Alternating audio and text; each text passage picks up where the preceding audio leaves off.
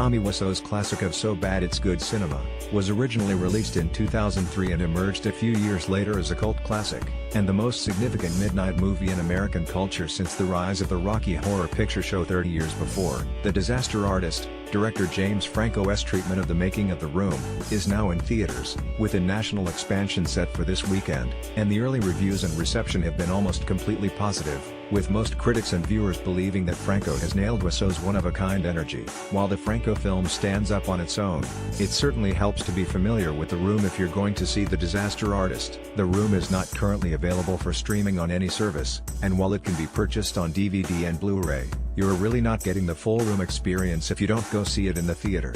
With a crowd, The Room's official website keeps a handy if incomplete list of upcoming showings, most of them at midnight. If you live in or are visiting Los Angeles, you can check out the regular showings at Regent Theater, although that city's Sunset 5 is where showings of The Room first became a phenomenon. There are also regular monthly showings in San Diego, Ken Cinema, Portland, Cinema 21, New York, Sunshine Cinema, and Philadelphia, The Bourse, a theater which, appropriately, is across the street from a store called Lisa's Flowers and Gifts. This Vulture story also lists upcoming showings in several other cities, including Boston, Chicago, Dallas, Detroit, London, Minneapolis, and San Francisco. Tommy Wiseau has been known to show up at these screenings and has several scheduled appearances around the country. As part of his Love Is Blind tour, Tommy will be on hand at the Sunshine Cinema screenings in New York the weekend of Jan.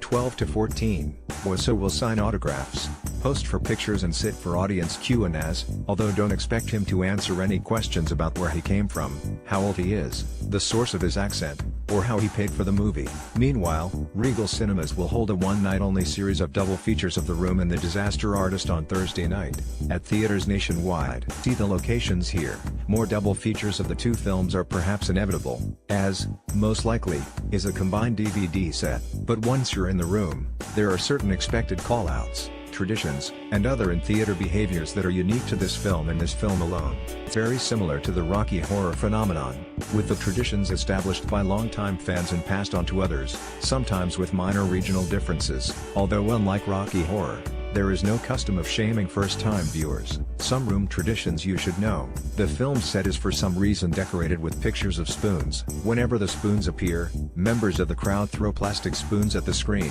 while shouting "spoon." Some audiences also throw footballs around the theater whenever footballs appear on screen. Most room audiences will recite some of the film's more notorious lines along with the characters, such as "I'm tired," "I'm wasted," "I love you darling," "Hi doggy," and, of course, "You're tearing me apart, Lisa."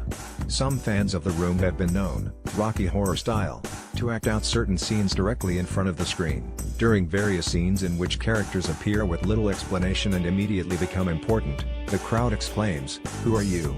Sometimes with an expletive added. At a couple of points in which the image on screen goes suddenly blurry, the audience is expected to blurt out focus. The film's long and uncomfortable sex scenes are often accompanied by whistling, laughter, and audible jokes about seemingly incorrect trajectory of Wiseau's pelvic thrusts. Some audience members also sing along with the lyrics of the scene's subpar slow jams, especially Keitra Williams' "You Are My Rose."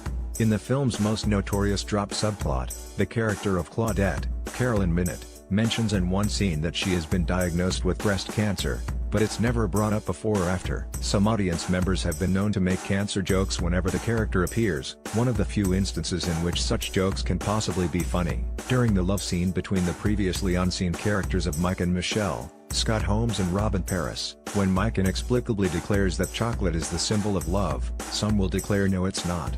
During the unnaturally long stock footage of a car driving across the Golden Gate Bridge, some audiences will chant "Go, go, go," until the car completes its journey across the bridge. Some Room fans have been known to sing the theme song of Full House over stock footage of San Francisco houses, or hum the Mission Impossible theme song as Wiseau fiddles with a tape recorder. During one scene, in which Wiseau is looking down at the bottom right of the screen, some fans run towards that spot and scream and shout, "Down here, Tommy."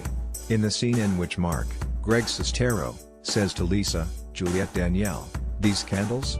This music? This sexy dress?" each line is to be interrupted with "What candles? What music? What sexy dress?" Wearing costumes isn't as much a part of The Room tradition as it is for Rocky Horror. But people are welcome to go to screenings dressed as Wiseau himself, or to go as a group inexplicably dressed in tuxedos. Audience members are welcome to make their own mockeries of the film's various absurdities, from its stilted line readings to its inconsistent characterizations to its bad dialogue to its laughably bad green screen work. Improvisation is welcome. When it comes to The Room, of course, there are no rules, and these customs change over time. Note, you probably shouldn't yell out or throw anything in a screening of The Disaster Artist, tempting as that may